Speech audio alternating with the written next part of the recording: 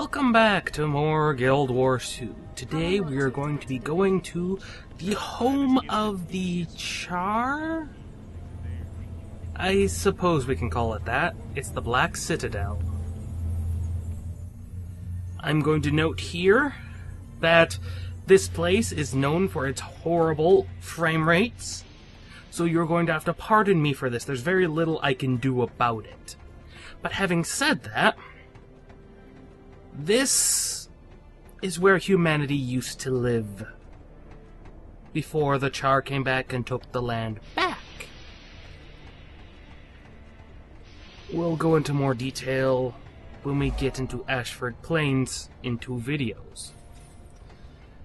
We'll start talking a bit more specifically about how to navigate this. Specifically, when you come out of the Ashur Gate, assuming you're approaching it from this angle, easy enough to get this one. Over here is monuments to ancient Charr heroes, and over here to the fallen Charr.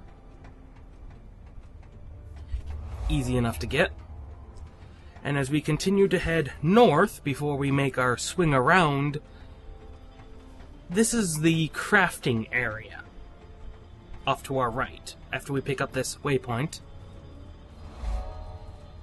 And I must admit something, this place looks very interesting. The Charr have a use and affinity, actually it looks like, for using metal in their general just construction. I don't know why, but they do. On the far side of the crafting area, we actually have, well, other than a point of interest, we have the waypoint. And there's another point of interest just further in the ruins that have been left behind from the Charr invasion. Or would you call it a re-invasion?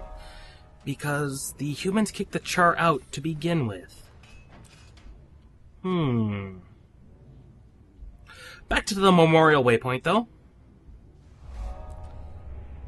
It claims we have gotten another point of interest. I'm not sure where, but that is what it has claimed. It sometimes is a bit buggy at times. But we're going to be swinging around to the south and then east in order to be picking up the home location for the Charr. And this is where we get to start to see what the Charr are all about, if you didn't know. And this is actually what makes the place so unusual and yet so visually distinctive. I'll swing my camera over and we see these giant siege engines. The Charr are all about industry based on war. They're a giant war machine and are actually split up into 4 factions.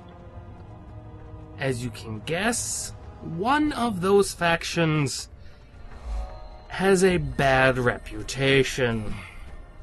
The Flame Legion.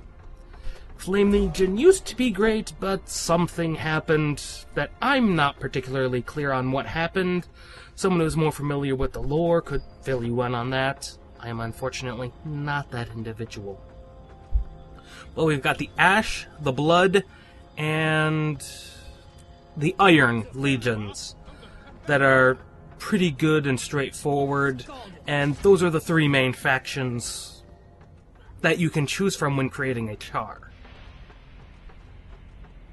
Now, in the home location, there's actually a lot of points of interest in here. We've got the Heroes Forum, which we've already gotten. Over to our left, which is where we're gonna get, by the Blood Legion giant tanks and bikes. I mean, seriously. Look at the size of those tires. And those tires are all metal by the looks of it. That is just an insane bicycle. Or even a motorcycle. That is just... These Charr, the things they build are just huge. And something no other race really has any say on. And that was a simple point of interest. Now this next one has tripped me up several times, if you didn't know it was coming. When I first ran through this map with my Charr Necromancer, this one, threw me off because you wouldn't expect to have to come all the way down here and then climb about halfway up and then get back down and climb back out. It just doesn't seem, I'd say, logical, but it doesn't seem like something you would be expected to do. But this is the only place to get it. You have to be in the home to do it. And so, simple enough. Now, there's one point of interest we haven't gotten yet.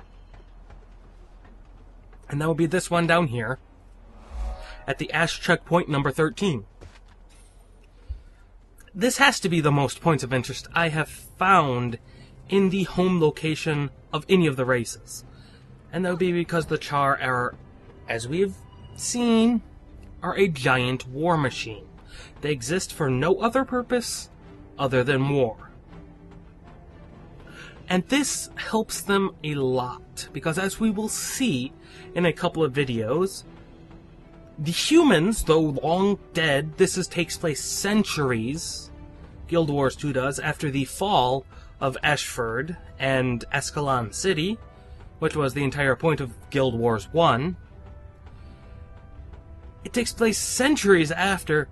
The humans have not given up, taking their land back.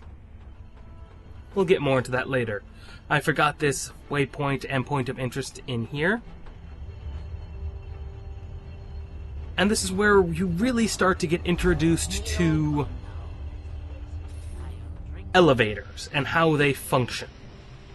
There's a lot of these you're going to need to be navigating.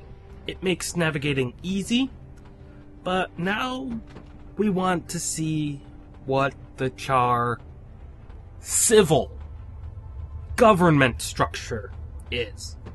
I can tell you this, it's based on warbands, which are part of legions. But first, let's see what happens if you break the rules. You get put down here. It's not really a nice place. But as you can see, they have these huge, giant doors that just look very awesome.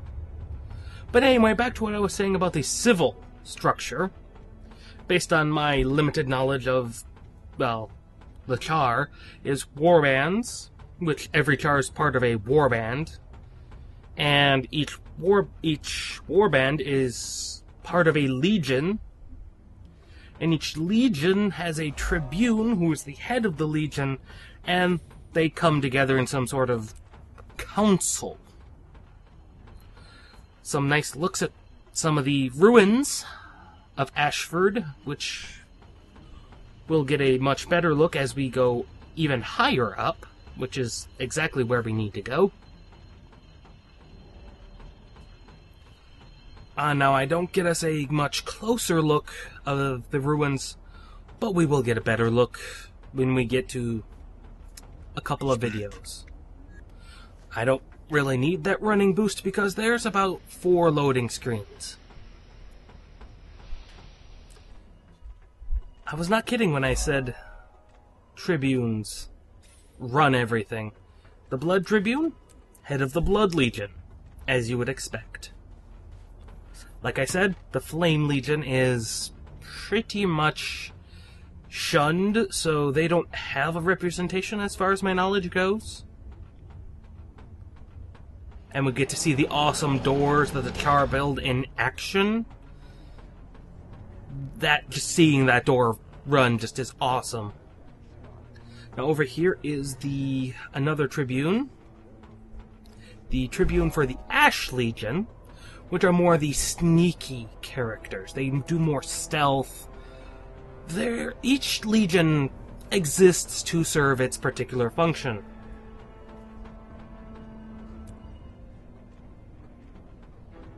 Now coming out of there, we have this major door, the Command Core. This is where, as far as I can assume, everything goes down.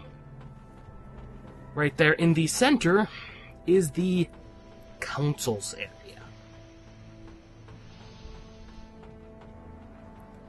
As you'd expect, the Iron Tribune For some odd reason, he gets his own place right near the council. I don't actually know why, but he does. Good for him. So that's the command council and the command corps. It's just, it looks awesome. There's not much else that can be said about that. Well said, citizen. We're not done yet. And as usual, always get your haste boost in order to be descending, because it's actually quite useful. Although less useful because this is actually fairly vertical, and you could probably make most of these falls fairly safely. Especially when they strip away the safety railings like they did here.